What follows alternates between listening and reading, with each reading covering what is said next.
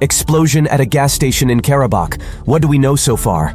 More than 47,115 people have left for Armenia. According to the Armenian press, Pashinyan fears them more than the protesters in Yerevan. The USA, France, and Russia are competing for influence in the Caucasus.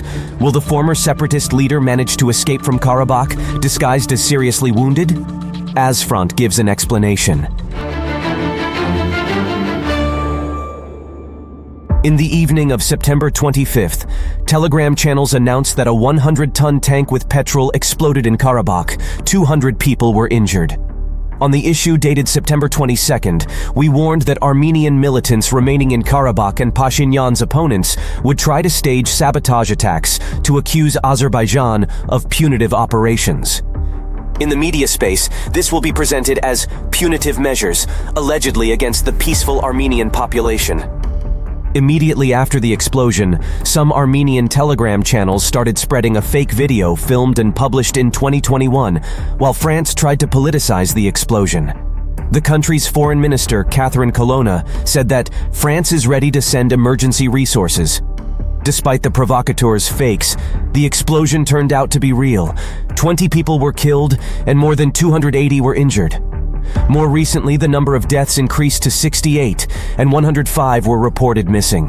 Azerbaijani sent 15 fire engines, cars with medicines and humanitarian aid, as well as opened air traffic for the arrival of helicopters from Armenia to evacuate the victims. As of the morning of the 27th of September, at least 4 flights from Konkendi to the territory of Armenia were carried out. The fire was extinguished.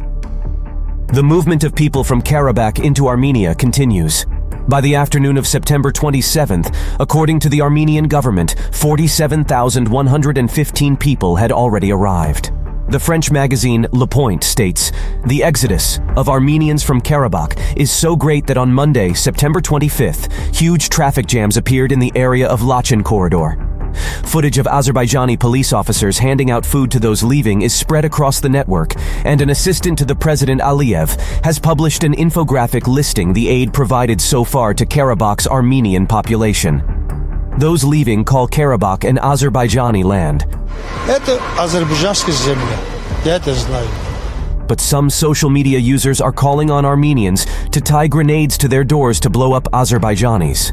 Karabakh's former separatist leaders are also trying to leave Karabakh, in particular ex-Minister of State Vardanyan, who, according to some European media, was personally appointed by Putin. On the 26th of September, AZfront's subscriber from Yerevan recorded a conversation of Vardanyan's assistant, Mane Tandilian, which claims that Vardanyan is planning to escape from Karabakh under the guise of being seriously wounded, wrapped in bandages. The Russian military contingent believes that 25,000 Armenians will remain in Karabakh. If this number of people stays there, the Russian Federation will maintain its military presence in the region. In his turn, Nikol Pashinyan is afraid of migrants from Karabakh, and according to the Armenian publication Hraparak, instructs members of his team in no case to accommodate them in Yerevan. After the Russian military contingent in Azerbaijani Karabakh failed to intervene in the anti-terrorist activities conducted by Azerbaijan, Yerevan considered itself betrayed and intensified its reorientation towards the West. Speaker of the Armenian parliament, Alan Simonian, said that Armenia relies on its partners, in particular Iran, the USA, and the EU, which, unlike Russia, support it. On the 25th of September, the head of USAID and the United States Assistant Secretary of State for European and Eurasian Affairs arrived in Armenia. On the same day, Pashinyan met with Gary Peters, chairman of the U.S. Senate Committee on Homeland Security and Governmental Affairs, who delivered a letter to the Armenian Prime Minister from Biden. The letter says, "We will continue to strengthen our cooperation.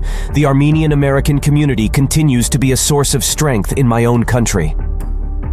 After Pashinyan, Peters also met with representatives of the opposition factions, Armenia, and With Honor.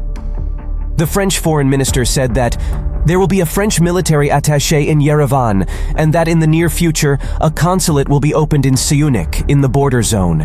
On September 28, the Armenian parliament is scheduled to discuss ratification of the Rome Statute. If Armenia approves it, it will be obliged to arrest Putin when he attempts to enter the country.